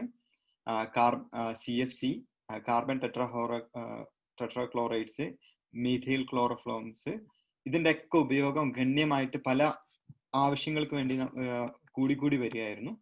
ഇത് നമ്മൾ ഈ ഒരു ഇത്രയും കൂടി വന്ന ഒരു സാധനത്തിനെ നമുക്ക് സ്റ്റോപ്പ് ചെയ്ത് കുത്തനെ കുറച്ച് കൊണ്ടുവരാൻ വേണ്ടി പറ്റി. ഇൻ കേസ് നമുക്ക് ഇങ്ങനെയൊന്നും നമ്മൾ എൻവയോൺമെന്റിനെ കുറിച്ചിട്ടൊന്നും ബോധവാന്മാരല്ലാതെ ഇരിക്കുകയെങ്കിൽ നമ്മളുടെ ഓസോൺ എന്ന് പറയുന്നത് ഇപ്പം പോൾ സൈഡ്, 2 പോൾ സൈഡിൽ മാത്രമേ ഉള്ളൂ. ഇത് നമ്മളുടെ മിഡ് ലാറ്റിറ്റ്യൂഡിലേക്കും 2050 എത്തുമായിരുന്നു. തന്മൂലം ഒരുപാട് ക്യാൻസർ രോഗികളും നമ്മളെ മൊത്തം life in the earth will be difficult. ഇത് അതിന്റെ ഒരു ഗ്രാഫാണ്. ഈ ഡെത്ത് എങ്ങനെയാണ് കൂടി വരിക എന്നുള്ളതിനെ കുറിച്ചൊരു 2020 ആവുന്ന സമയത്തൊക്കെ തന്നെ കാണാം. ഈ സ്കിൻ ക്യാൻസറിന്റെ അളവ് വൻതോതിൽ കൂടിക്കൊണ്ട് ഇരിക്കുമായിരുന്നു. ഏകദേശം 2060 ആകുമ്പോഴേക്ക് നമുക്ക് കൺട്രോളൊന്നും ഇല്ലാത്ത, മനുഷ്യന് ഒരു കൺട്രോളും ഇല്ലാത്ത രീതിയിൽ ഇത് വൻതോതിൽ കൂടി പോവുമായിരുന്നു. അപ്പം നമ്മൾ ഇതിൻ്റെ അകത്ത് പഠിച്ചിട്ടുള്ള പാഠം, what are the lessons we learn from moderate protocol എന്നുള്ളതാണ്. ഒന്ന് മുൻകരുതൽ തത്വമാണ്. മുൻകരുതൽ തത്വം എന്ന് പറയുന്നത് നെക്സ്റ്റ് ജനറേഷൻ, നമ്മളുടെ ഒരു കുട്ടികൾ കൂടെ ഉണ്ടാവുന്ന സമയത്ത് അടുത്തൊരു ജനറേഷന് വേണ്ടിയിട്ട് നമ്മളുടെ ഭൂമിയെ, നമ്മൾ നിലവിലുള്ള വിഭവങ്ങളെ, റിസോഴ്സുകളെ വളരെ കുറഞ്ഞ രീതിയിൽ ഉപയോഗിച്ച് ഒരു മുൻകരുതൽ നമ്മൾക്ക് എടുക്കാൻ വേണ്ടി കഴിഞ്ഞു. പിന്നെ സുസ്ഥിര വികസനം എന്നുള്ളതാണ് അടുത്ത നമ്മൾ പഠിച്ചിട്ടുള്ള ഒരു ലെസൺ. സുസ്ഥിര വികസനം എന്ന് പറഞ്ഞാൽ നേരത്തെ പറഞ്ഞിട്ടുള്ള തന്നെ വിഭവങ്ങൾ നമുക്ക് വളരെ ഭൂമിയിൽ, നമുക്ക് മനുഷ്യന് ആവശ്യമുള്ള എല്ലാ സാധനങ്ങളും ഭൂമിയിൽ അവൈലബിൾ ആണ്. പക്ഷെ മനുഷ്യന് അത്യാഗ്രഹത്തിന് ഒന്നും ഇല്ല. അപ്പം വളരെ കൺട്രോൾഡ് ആയ രീതിയിൽ നമ്മളുടെ വിഭവങ്ങളൊക്കെ ഉപയോഗിച്ച് നമ്മളൊരു സുസ്ഥിരമായ ഒരു വികസനം, സസ്റ്റൈനബിൾ ഡെവലപ്മെന്റ് എന്നുള്ള ഒരു ആശയത്തിലേക്ക് നമ്മൾ മൊത്തം എത്തി. പല രാജ്യങ്ങളും ഇപ്പോഴും ഗ്രീൻ എനർജി എന്നൊക്കെ ഉള്ള രീതിയിലേക്ക് പോയിക്കൊണ്ടിരിക്കുകയാണ്. എപ്പോഴും നമ്മളുടെ പോളിസി, നമ്മളുടെ പൊളിറ്റീഷ്യൻസ്, സയൻസ്, ഇവയൊക്കെ എങ്ങനെ സംയോജിച്ച് പ്രവർത്തിക്കണം എന്നുള്ളതാണ് അടുത്ത ഒരു നമ്മൾ പഠിച്ചിട്ടുള്ള ഒരു ലെസൺ. പിന്നെ അടുത്തൊരു ലെസൺ എന്ന് പറഞ്ഞാല്, നമ്മൾ ഈ പറഞ്ഞിട്ടുള്ള CFCന്റെ ഒക്കെ പ്രൊഡക്ഷൻ അമേരിക്ക, യൂറോപ്പ് എന്നൊക്കെ പറയുന്ന പിന്നെ വൻ രാജ്യങ്ങളായിരുന്നു ഒരു കാലത്ത് വൻതോതിൽ ഉൽപ്പാദിപ്പിച്ചിരുന്നത്. പിന്നെ വികസ്വര രാജ്യങ്ങളായ പല രാജ്യങ്ങളിലേക്കും വികസനം എത്തി തുടങ്ങിയതോടെ അവരും ഈ ഫ്രിഡ്ജിലും എയർ കണ്ടീഷനിങ്ങിലൊക്കെ ഇത് വീണ്ടും ഉപയോഗിക്കാൻ വേണ്ടി തുടങ്ങി. അപ്പൊ അവരെ കൂടെ, അവരുടെ സാഹചര്യങ്ങൾ കൂടെ മനസ്സിലാക്കിക്കൊണ്ട് വേണം നമ്മളൊരു വികസനം കൊണ്ടുവരാൻ, അല്ലെങ്കിൽ നമ്മളൊരു ടെക്നോളജി നമ്മൾ ഇംപ്ലിമെന്റ് ചെയ്യാൻ എന്നുള്ള ഒരു കാര്യം മനസ്സിലായി. പിന്നെ അടുത്ത നമ്മൾ പഠിച്ചിട്ടുള്ള ഒരു ലെസൺ എന്ന് പറയുന്നത്, പാരിസ്ഥിതിക പ്രശ്നങ്ങൾക്ക് ബൗണ്ടറി ഇല്ല. There is no boundaries for weather അല്ലെങ്കിൽ ക്ലൈമറ്റ് ഫിനോമിന. ഇങ്ങനത്തെ കാര്യങ്ങൾ, ഇപ്പം കാറ്റ് വരിക എന്ന് പറയാം, നമ്മളിപ്പം ഇവിടുന്ന് ഒരു സ്ഥലത്ത് നിന്ന് ഒരു പൊല്യൂട്ടൻ ഉണ്ടായാൽ അത് മോശമായിട്ട് ബാധിക്കുന്ന വേറൊരു സ്ഥലത്തേക്കും. ഇപ്പൊ ഓസോണിന്റെ ഹോള് ഉണ്ടാവുന്നത് കൂടുതലും ഈ ആർട്ടിക് അന്റാർട്ടിക് റീജിയൻസിലാണ്, 2 പോൾ സൈഡുകളിലാണ്. അപ്പോൾ ഇതിനൊരു പിന്നെ എന്താ പറയാ, ഒരു ബൗണ്ടറി ഇല്ല. അപ്പം എല്ലാവരുടെയും ഒരു കൂട്ടായ്മയിലൂടെ മാത്രമേ നമുക്ക് നല്ലൊരു റിസൾട്ട്, എർത്ത് എന്നുള്ളത് എല്ലാവർക്കും കൂടെ ഉള്ള ഒരു റിസോഴ്സ് ആണ് എന്നുള്ള ആ ഒരു പൊതുവായിട്ടുള്ള പരിഹാരം എല്ലാവരുടെയും ഒത്തൊരുമയിലൂടെ മാത്രമേ നടക്കുള്ളൂ എന്നുള്ള ഒരു കാര്യം നമുക്ക് ഈ ഒരു മോഡറേറ്റ് പ്രോട്ടോകോൾ കൂടെയുള്ള ഒരു പാഠാണ്. പിന്നെ കാലക്രമേണ ശാസ്ത്രീയമായും സാങ്കേതികമായും ടെക്നോളജിക്കലൊക്കെ ആയിട്ടുള്ള പിന്നെ നമ്മളുടെ വികസനങ്ങൾ, മനുഷ്യൻ പഠിച്ചെടുക്കുന്ന പല കാര്യങ്ങളും നമ്മളുടെ റിസോഴ്സുകളൊക്കെ പരമാവധി കുറച്ച് ഉപയോഗിക്കുന്നതിലൊക്കെയുള്ള അതിനൊക്കെ വേണ്ടിയിട്ട് ഭൂമിയെ നോവിക്കാതെ ഉപയോഗിക്കുന്ന രീതിയിലേക്ക് മാറ്റിക്കൊണ്ടുവരാനും കൂടെ നമുക്ക് ഈ പ്രോട്ടോകോൾ വഴി കഴിഞ്ഞു. ഇത്രയാണ് നമ്മളെ ഓസോൺ ഡേ സെലിബ്രേഷനുമായിട്ട് എനിക്ക് പറയാനുള്ള ഒരു എന്താ പറയാ, അതിന്റെ ഒരു ബാക്ക്ഗ്രൗണ്ട്, എന്താ പറയാ, അതിൽ ഇതുവരെ നടന്നിട്ടുള്ള സയന്റിഫിക് അച്ചീവ്മെന്റ്സ്. ഇനിയും നമുക്ക് ഓസോൺ ലെയർ എന്ന് പറയുന്നത് പൂർണ്ണമായിട്ടും എന്താക്കാൻ കഴിഞ്ഞിട്ടില്ല, പൂർണ്ണമായിട്ടും ആ ഹോള് അടക്കാൻ വേണ്ടി കഴിഞ്ഞില്ല. പ്രത്യേകിച്ച് അങ്ങനെ അടക്കുകയല്ല, നമ്മളുടെ പൊല്യൂട്ടൻസിന്റെ ഒക്കെ എമിഷനൊക്കെ കുറച്ച് കൊണ്ടുവന്നിട്ട് നമുക്കത് വൻതോതിൽ പഴയ പൂർവ്വസ്ഥിതിയിലേക്ക് കൊണ്ടുവരാൻ വേണ്ടി കഴിഞ്ഞിട്ടില്ല. ഇനിയും നമ്മളുടെ കണ്ടിന്യൂസ് ആയിട്ടുള്ള ഒരു പരിശ്രമം നമുക്കിതിനും ആവശ്യമാണ്. അപ്പം നമുക്കെല്ലാവർക്കും അറിയാം, ഇന്ത്യയുടെ അവസ്ഥ വളരെ പരിതാപകരമാണ്. ലോകത്തെ വായുമലിനീകരണത്തിന്റെ 30 സിറ്റികൾ എടുക്കുകയാണെങ്കിൽ അതിൻ്റെ അകത്ത് 22 ഏറ്റവും കൂടുതൽ വായുമലിനീകരണം ഉള്ള ലോകത്തെ 30 സിറ്റികൾ എടുക്കുന്ന സമയത്ത് അതിൻ്റെ അകത്ത് 22 ഇന്ത്യയിലാണ്. ഇന്ത്യയിൽ ഏകദേശം ഇപ്പോഴും നമ്മളെ നാട്ടിലൊക്കെ ഇപ്പോൾ കേരളത്തിന്റെയും ഇതിന്റെ വായുമലിനീകരണത്തിന്റെ തോതൊന്നും കൃത്യമായിട്ട് ഇതുവരെ പഠിക്കാൻ വേണ്ടി കഴിഞ്ഞിട്ടില്ല. അപ്പം അത് നമ്മളുടെ നാട്ടിലേക്ക് അതിന്റെ ഒരു സയന്റിഫിക് ബോധവും കാര്യങ്ങളൊക്കെ വരാൻ ഇനിയും കുറച്ച് വർഷങ്ങളൊക്കെ എടുക്കും. അപ്പം ആസ് ആൻ ഇൻഡിവിജ്വൽ നമ്മൾ എടുക്കേണ്ട ഒരു കാര്യം എന്നുള്ളത് നമ്മളുടെ ഉപഭോഗം മാക്സിമം കുറക്കുക. മാക്സിമം കുറക്കുക എന്ന് പറയുമ്പോൾ നമ്മളിപ്പം ഒരു വസ്ത്രം വാങ്ങിക്കുകയാണെന്ന് വിചാരിച്ചു, അതിപ്പോൾ ഏറ്റവും നല്ലൊരു ക്വാളിറ്റി ഉള്ള ഒരു വസ്ത്രം വാങ്ങിച്ചിട്ട് നമ്മൾ അത് മാക്സിമം ഉപയോഗിക്കുക.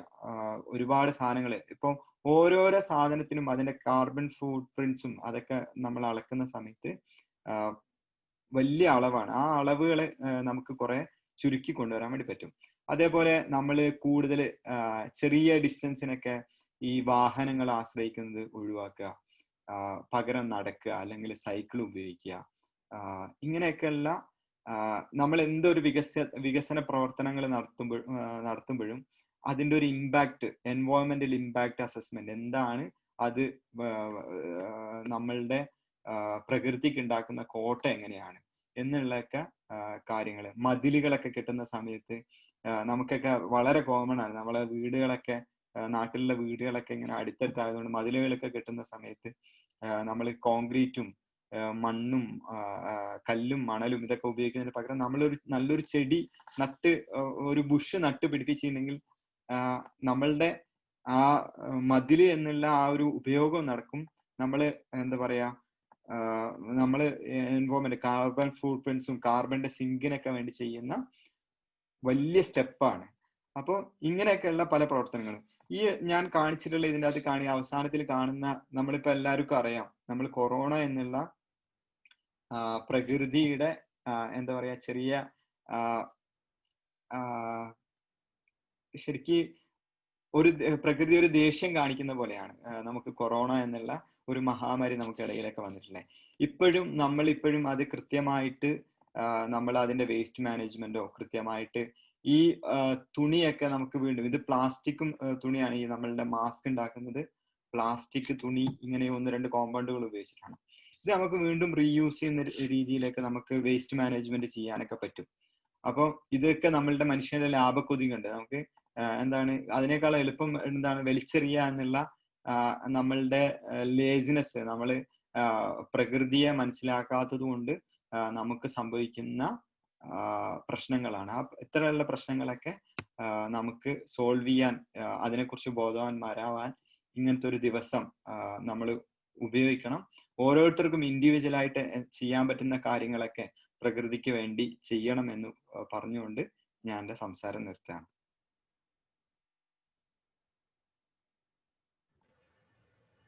Thank you, Sadat. So much. Hello, Mr. Hanif. Yeah, I'm here, sir. Yeah. Okay. So now the time to clarify your doubts, students. You can ask your queries and questions about this topic. I can put the things in chat box, or you can directly ask with him. So now floor is free for you. Yeah, you can. Please. Hello Sadath, I have A question. നമ്മൾ പറഞ്ഞല്ലോ ഇന്ത്യയുടെ അവസ്ഥ പരിതാപകരമാണ്. കേരളത്തിലെ atmospheric പൊല്യൂഷൻസിൻ്റെ ഒരു അളവ് compare to Delhi, Bombay, Karnataka, Bangalore അത് കുറവായിരിക്കും. പക്ഷെ എന്നാലും നമ്മളുടെ ഇത്രയും നമ്മളൊക്കെ പറയുന്നുണ്ടെങ്കിലും ഒരു പഠനം നടക്കാത്തത് എന്തുകൊണ്ടാണ്? അതേപോലെ ഈ ഓസോൺ ഡിപ്ലീഷനിൽ നമ്മളുടെ പ്രവർത്തനം എത്രമാത്രം അതിനെ നാശകരമായി ബാധിക്കുന്നു എന്നുള്ളതിനെ കുറിച്ച് പഠനം നടത്തുകയോ അങ്ങനെ എന്തെങ്കിലും റിപ്പോർട്ട് നമ്മുടെ കൈവശമുണ്ടോ? ഓക്കെ, ഇതില് ഓസോണിന്റെ 2 ക്വസ്റ്റ്യൻ ആണല്ലേ. ഓസോണിന്റെ ഡിപ്ലീഷനിൽ പ്രധാനമായിട്ട് വരുന്ന ക്ലോറോ ഫ്ലൂറോ കാർബൺസ് എന്ന് പറയുന്നത് നമ്മളുടെ നാട്ടിലേക്ക് ഈ വികസനം എത്തുന്നതിന് മുന്നേ തന്നെ ഇത് ലിമിറ്റ് ചെയ്യേണ്ട പല സ്റ്റെപ്പുകളും പല ലോകരാഷ്ട്രങ്ങളും എടുത്തതുകൊണ്ട് നമുക്ക് ഈ ഒരു ഡയറക്റ്റ് ആയിട്ട് നമ്മൾ ചെയ്യുന്ന പല കാര്യങ്ങളും ഉണ്ടായിട്ടില്ല എന്ന് തന്നെ വേണമെങ്കിൽ പറയാം. വളരെ പണ്ട് 2002 മുന്നേ ഫ്രിഡ്ജൊക്കെ ഉപയോഗിച്ചിട്ടുള്ള ആളുകൾ മാത്രമേ അത് എമിറ്റ് ചെയ്തിട്ടുള്ളൂ. അപ്പൊ നമ്മളെ നാട്ടിൽ നമ്മളെ വീടുകളിൽ തന്നെ വളരെ പൈസക്കാരായിട്ടുള്ള ആളുകളുടെയൊക്കെ വീട്ടിലായിരുന്നു ഈ 2000 മുന്നേ ഫ്രിഡ്ജ്, AC ഇങ്ങനത്തെ സംവിധാനങ്ങളൊക്കെ ഉണ്ടായിരുന്നുള്ളൂ. അതിനുശേഷം വരുന്ന ഫ്രിഡ്ജ് ഇങ്ങനത്തെ സാധനങ്ങളൊക്കെ കൂടുതലും എൻവയോൺമെന്റൽ ഫ്രണ്ട്ലി ആയിട്ടുള്ള സാധനങ്ങൾ അഡോപ്റ്റ് ചെയ്യാൻ വേണ്ടിയിട്ട് നമ്മളുടെ നാട്ടിലെ കമ്പനികളും കാര്യങ്ങളൊക്കെ ശ്രദ്ധിച്ചിട്ടുണ്ട്. പക്ഷെ ഇപ്പോഴും നിങ്ങൾക്ക് കാണാം ഈ സ്റ്റാർ റേറ്റിംഗ് എന്ന് പറയുന്ന ഒരു ഫ്രിഡ്ജിന്റെ മുകളിലൊക്കെ കാണാൻ വേണ്ടി പറ്റും. സ്റ്റാർ റേറ്റിംഗ് അത് എന്ന് പറയുന്നത് എനർജി കൺസപ്ഷൻ റേറ്റ് അനുസരിച്ചുള്ള ഇതാണ്. അവരും ഇപ്പോഴും പല കമ്പനികളും വളരെ ചീപ്പായിട്ടുള്ള ഇതേപോലെയുള്ള സാധനങ്ങൾ ഉപയോഗിക്കുന്നുണ്ട് എന്നുള്ളതാണ് നമുക്ക് മനസ്സിലാക്കാൻ വേണ്ടി കഴിയുന്ന കാര്യം. പിന്നെ രണ്ടാമത്തെ കാര്യം, സാറ് ചോദിച്ചിട്ടുള്ള നമ്മളെ നാട്ടിൽ നിന്നുള്ള വേറെ കോൺട്രിബ്യൂഷൻ. നമ്മളെ നാട്ടിൽ പൊല്യൂട്ടൻസ് നമ്മളിപ്പോഴും ശ്വാസം മുട്ടില്ലാതെ നമ്മളെ നാട്ടിൽ ജീവിക്കാനുള്ള ഒരു കാരണം എന്നുള്ളതിൽ പ്രധാനപ്പെട്ട ഒരു റീസൺ എന്നുള്ളത് നമ്മളെ അടുത്ത് കടലുണ്ട് എന്നുള്ള ഒരൊറ്റ കാരണമാണ്. കാരണം കടലിലെ വിൻഡ് വരുന്ന സമയത്ത് നമ്മൾ എമിറ്റ് ചെയ്യുന്ന പൊല്യൂട്ടൻസ് മിക്സ് ചെയ്തിട്ട് അതൊന്നും കൂടെ ക്ലീൻ ആക്കും. നമ്മളെ എമിഷന്റെ റേറ്റിൽ കുറവൊന്നുമില്ല. ഇപ്പം ഡൽഹിയിലെ വാഹനങ്ങളുടെ നമ്പറും കേരളത്തിലെ ഏതെങ്കിലും ഒരു പ്രധാനപ്പെട്ട കൊച്ചി, കോഴിക്കോട് ഇങ്ങനെയൊക്കെയുള്ള ഒരു നഗരത്തിലുള്ള വാഹനങ്ങളുടെ അളവും ഉപയോഗവും നോക്കിയിട്ടുണ്ടെങ്കിൽ ഏകദേശം നമ്പർ ഏകദേശമൊക്കെ സെയിം ആണ്. ആളുകളുടെ ഉപയോഗം വൻതോതിൽ വലിയ രീതിയിൽ കൂടുന്നുണ്ട്. നിങ്ങൾക്ക് നോക്കിയാൽ തന്നെ കാണാം, ലാസ്റ്റ് ഒരു 10 വർഷത്തിനുള്ളിൽ നമ്മളെ നാട്ടില് വാഹനങ്ങൾ നിർത്തിയിടാൻ സ്ഥലമില്ലാത്ത അത്രയും നമ്മളെ നാട്ടിൽ വാഹനങ്ങളുണ്ട്. എന്നിട്ടും നമ്മളുടെ എമിഷനും വളരെ കൂടുതലാണ്. അപ്പൊ ഇതാകെ നമുക്കൊരു ശ്വാസം മുട്ടില്ലാത്ത രീതിയിൽ, ചോക്കിംഗ് ഇല്ലാത്ത രീതിയിൽ നമുക്ക് നമ്മളുടെ എയർ ക്ലീൻ ആവുന്നതെന്ന് പറഞ്ഞാൽ നമ്മളുടെ അടുത്ത് കടലിന്റെ ഒരു പ്രസൻസ് ഉള്ളതുകൊണ്ട് മാത്രമാണ്. അപ്പോഴും ഈ കടൽ നിങ്ങൾക്കറിയാം, മൺസൂണിന്റെ ഇത് വരുന്ന സമയത്ത്, മൺസൂൺ കാറ്റുകൾ അടിക്കുന്ന സമയത്ത് ഇത് വീണ്ടും ഈ അന്തരീക്ഷത്തിലേക്ക് ഒരിക്കലും എമിറ്റ് ചെയ്ത സാധനം, ഇതിന്റെ ആയുസ് എന്ന് പറയുന്നത് റെസിഡൽ ടൈം എന്ന് പറയും, residence time of a pollutant in the air. അതെന്ന് പറയുന്നത് 100-200 വർഷങ്ങളാണ്. അപ്പോൾ നമ്മൾ ഒരിക്കലും എമിറ്റ് ചെയ്തിട്ടുള്ള ഒരു സാധനം നമ്മൾ സിമ്പിൾ ആയിട്ട് ഒന്ന് കടയിൽ പോയി വരാം എന്ന് നമ്മൾ ആലോചിക്കുമ്പോൾ നമ്മൾ പുറത്തുവിടുന്ന ഒരു പൊല്യൂട്ടന്റ് 100 കണക്കിന് വർഷമാണ് അന്തരീക്ഷത്തിൽ വീണ്ടും നിലനിൽക്കുന്നത്.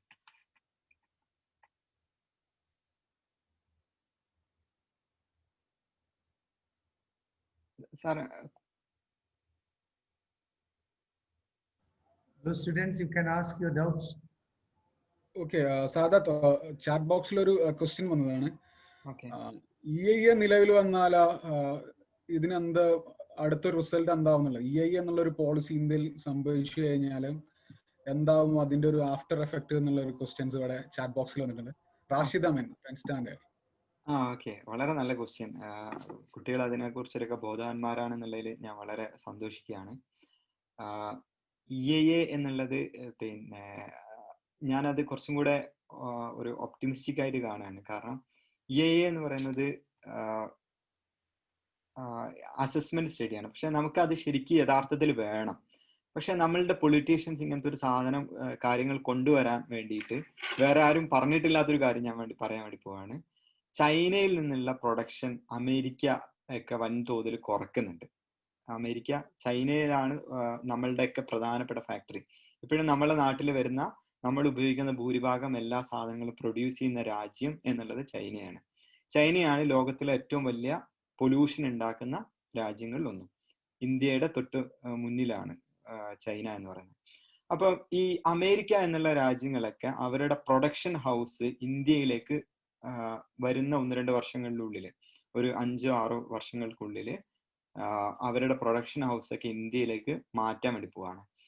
അപ്പം മാറ്റാൻ വേണ്ടി പോകുന്ന സമയത്ത് അത് അവർക്ക് ആകെ അവർ നോക്കുന്നത് എക്കണോമിക്കൽ ബെനിഫിറ്റുകൾ മാത്രമാണ്.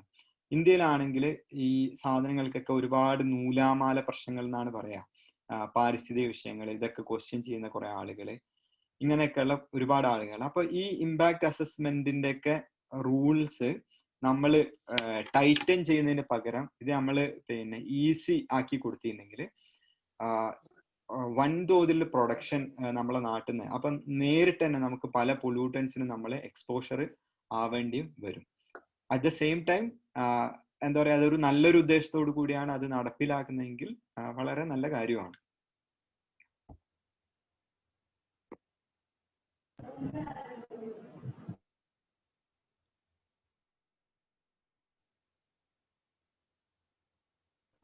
Any another queries or questions? You can put questions in chat box, so you can directly ask with them. So please. ആർക്കെങ്കിലും ഇതിനെ കുറിച്ചല്ലാതെ പിന്നെ പുറത്ത് എങ്ങനെയാ പഠിക്കേണ്ടതെന്നൊക്കെ ഉള്ള, കാരണം ഈ +2 പഠിക്കുന്ന കുട്ടികൾക്കൊക്കെ എന്താ പറയാ, അബ്രോഡ് എഡ്യൂക്കേഷനെ കുറിച്ചിട്ടൊക്കെ അല്ലെങ്കിൽ പിന്നെ അങ്ങനത്തെ കാര്യങ്ങളൊക്കെ അറിയാനുണ്ടെങ്കിലും ചെറിയ ഒരു ഇൻസൈറ്റ് ഒക്കെ തരാൻ വേണ്ടി പറ്റും. ചെറിയൊരു ഡയറക്ഷൻ, പ്രാക്ടിക്കൽ ടിപ്സ് ഒക്കെ വേണമെങ്കിൽ നമുക്ക് തരാൻ വേണ്ടി പറ്റും. അതിനെക്കുറിച്ച് ആർക്കെങ്കിലും ഈ മേഖലയിൽ പഠിക്കാൻ താല്പര്യം ഉണ്ടെങ്കിലോ എന്തെങ്കിലും ഉണ്ടെങ്കിൽ ചോദിക്കാനുണ്ടെങ്കിൽ ചോദിക്കാം.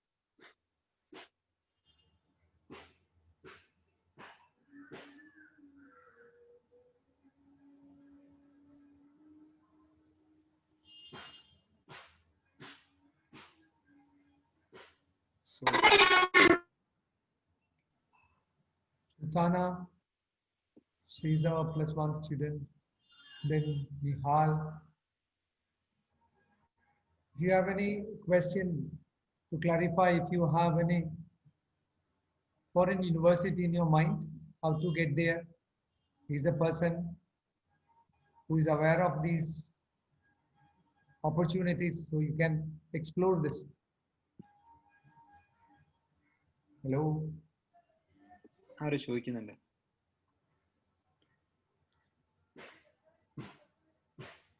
Can you see Sadat, chat box something is there? Okay, just a minute. ഞാൻ പിന്നെ സ്ക്രീൻ ഷെയർ ഒഴിവാക്കട്ടെ.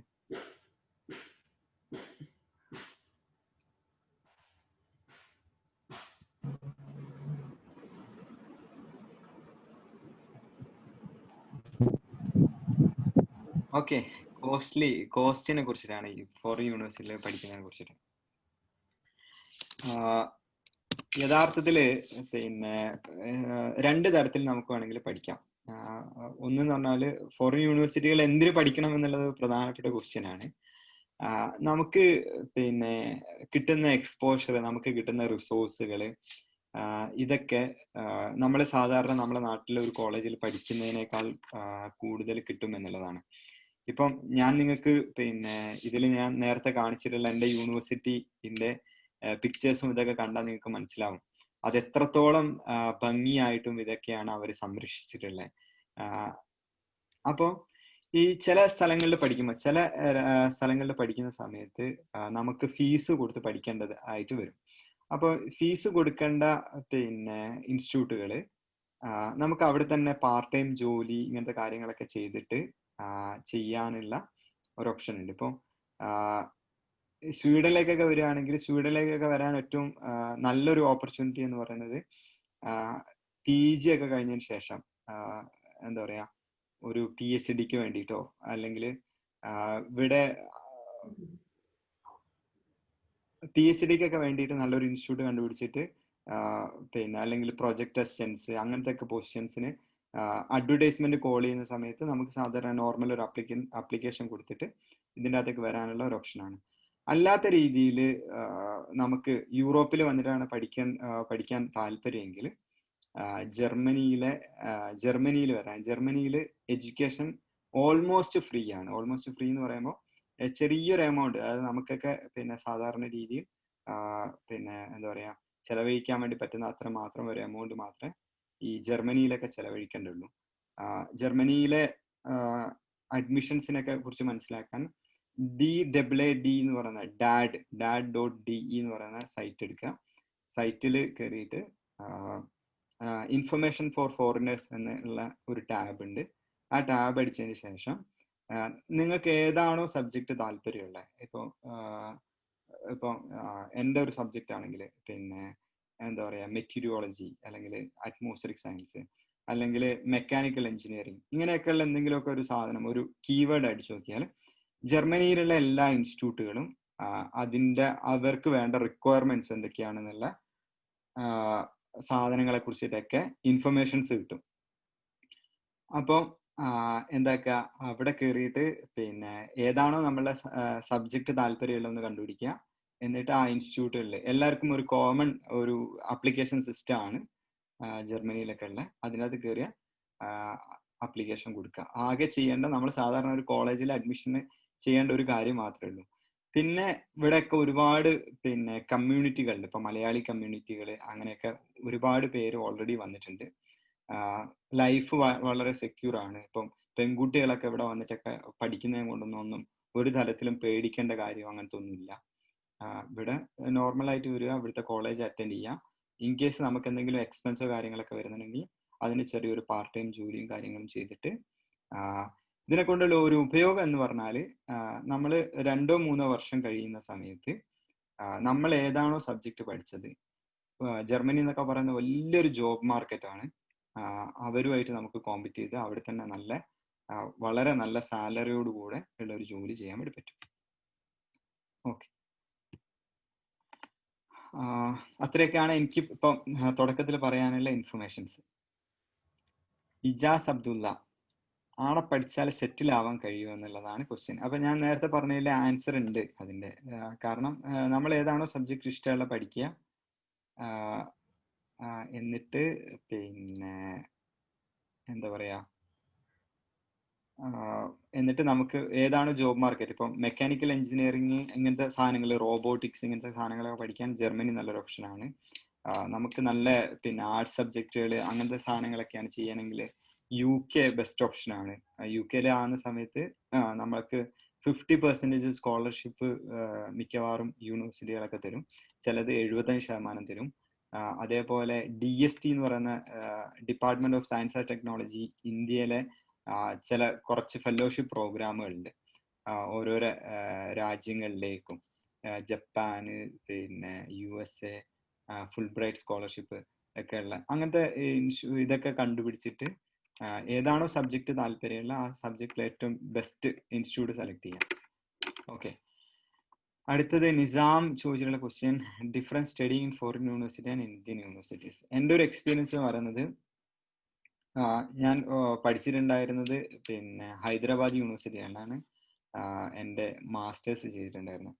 ഹൈദരാബാദ് യൂണിവേഴ്സിറ്റി വളരെ നല്ലൊരു അറ്റ്മോസ്ഫിയർ ഉള്ള, എൻ്റെ ജീവിതത്തിന്റെ വ്യൂവും നമുക്ക് ഇങ്ങനെയൊക്കെ കുറച്ച് സാധനങ്ങളൊക്കെ ചെയ്യാം എന്നൊക്കെ ഉള്ള ഒരു തോന്നൽ ഉണ്ടാക്കി തന്ന നല്ല കുറച്ച് അധ്യാപകരൊക്കെ ഉള്ള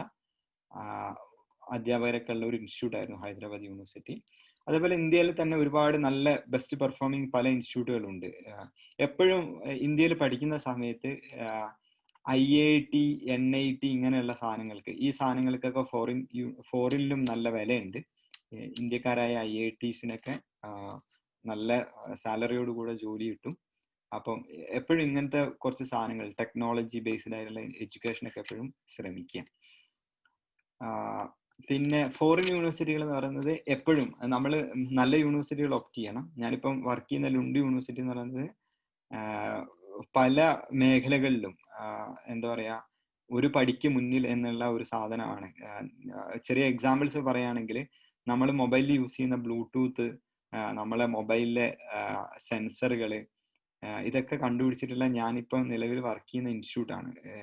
ഡിസൈൻ സെൻട്രം എന്ന് പറയുന്ന നിലവിലുള്ള ഈ ഇൻസ്റ്റിറ്റ്യൂട്ടാണ് ഇതൊക്കെ കണ്ടുപിടിച്ചിട്ടുള്ളത്. അപ്പോൾ നമുക്ക് എപ്പോഴും പയനീറിംഗ് ആയിട്ടുള്ള, പിന്നെ ഏറ്റവും നല്ല ഒരു സ്ഥാപനത്തിൽ ഫോറിൻ യൂണിവേഴ്സിറ്റികൾ നമ്മൾ ഓപ്റ്റ് ചെയ്യുന്ന സമയത്ത് ചെയ്യാൻ വേണ്ടി പറ്റും.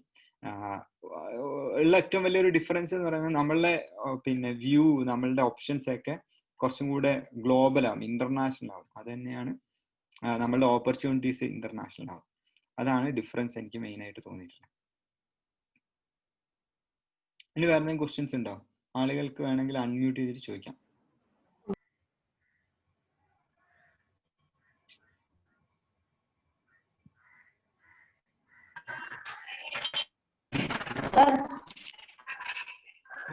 പറഞ്ഞോളൂ, കേൾക്കുന്നുണ്ട്. ഈ ഓസോണിന് എന്തെങ്കിലും പ്രശ്നം പറ്റിയാൽ നമ്മുടെ വെതറിനെ ബാധിക്കും?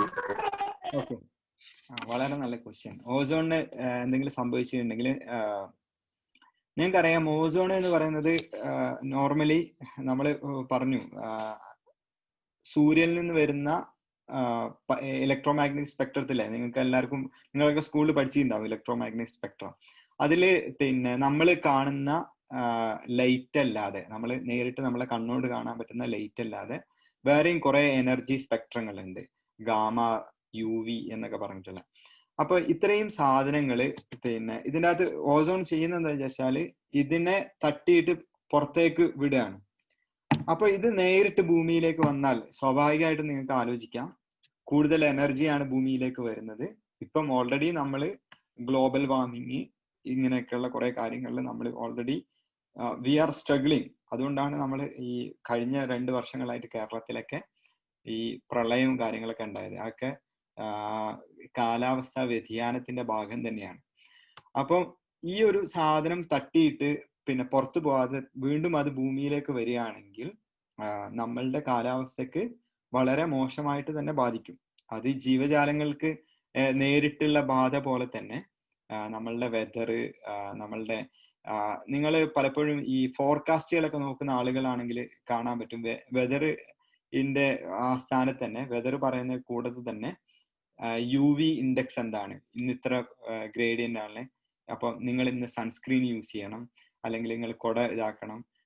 പിന്നെ കേരളത്തിലൊക്കെ വൻതോതിൽ പിന്നെ ഈ റേഡിയേഷൻ വരുന്ന സമയത്ത് സൂര്യൻ വളരെ ഉച്ചയിൽ നിൽക്കുന്ന സമയത്ത് പലപ്പോഴും നമ്മൾ പത്രത്തിലെ ഇന്ന് സൂര്യതാപനം ഏൽക്കാനുള്ള സാധ്യത കൂടുതലാണ് എന്നൊക്കെ പറയുന്നുണ്ട്. അപ്പം ഓസോൺ വളരെ സ്ട്രോങ് ആയിട്ട് നമുക്കൊരു പിന്നെ ഒരു ബ്ലാങ്കറ്റ് പോലെയോ ഒരു സൺസ്ക്രീൻ പോലെയോ അല്ലെങ്കിൽ ഒരു പുതപ്പ് പോലെയൊക്കെ നമ്മളെ സംരക്ഷിച്ച് നിർത്തുന്നതിന് ഓസോണിന് എന്തെങ്കിലും സംഭവിച്ചാൽ, ശോഷണം ഉണ്ടായാൽ ഇതിനൊക്കെ മോശമായിട്ട് ബാധിക്കും.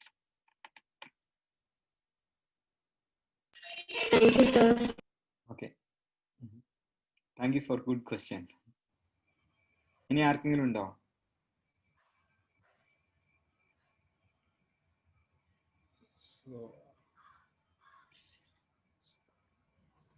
So principal sir, hello.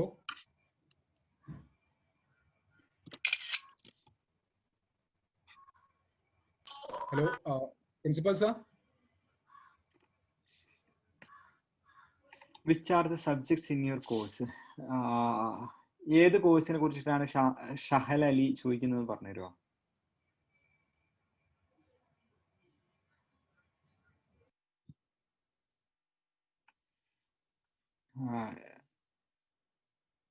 Okay, ഞാൻ പഠിച്ചിട്ടുള്ള കോഴ്സിൽ ഓഷ്യൻ ആൻഡ് അറ്റ്മോസ്ഫിയറിക് സയൻസ് എന്നാണ് കോഴ്സിന്റെ പേര്.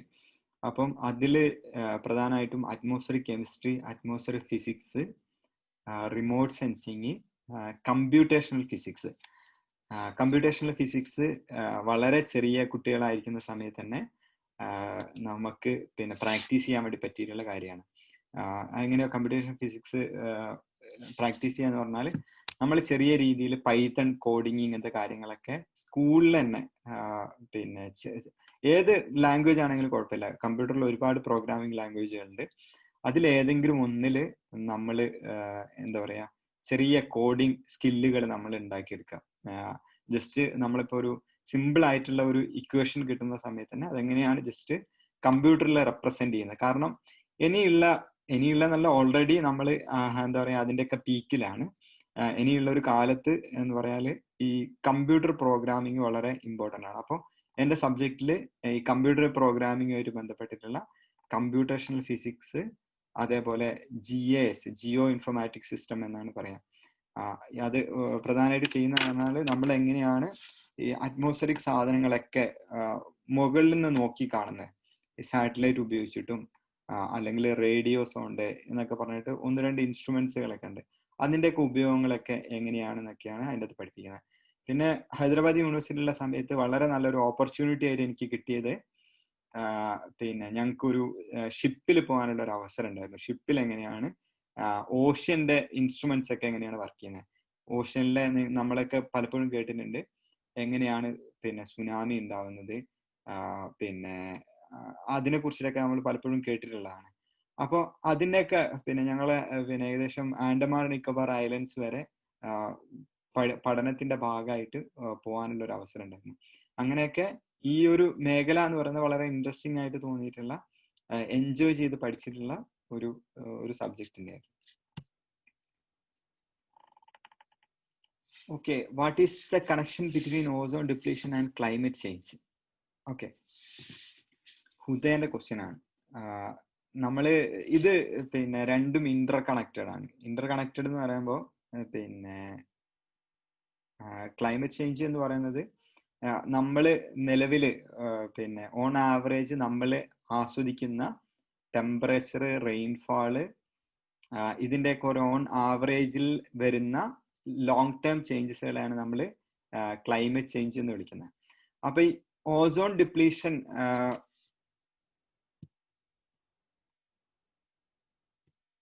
ഡിപ്ലീഷൻ നടക്കുന്ന സമയത്ത് ഉണ്ടാവുന്ന ഒന്ന് രണ്ട് കാര്യങ്ങൾ എന്ന് പറയുന്നത്, ഒന്ന് പോളാർ വോർട്ടെക്സ് ആണ്.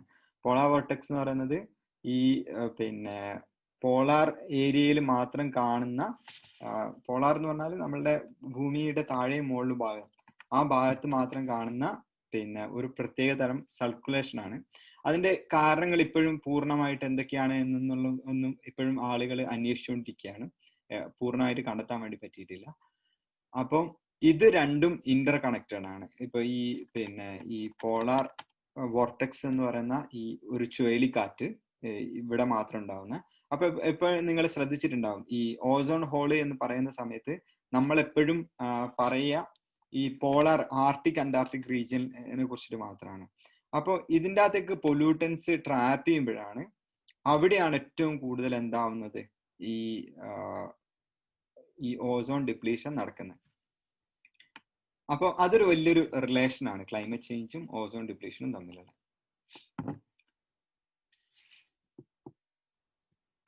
So I think there is no more doubts, is there?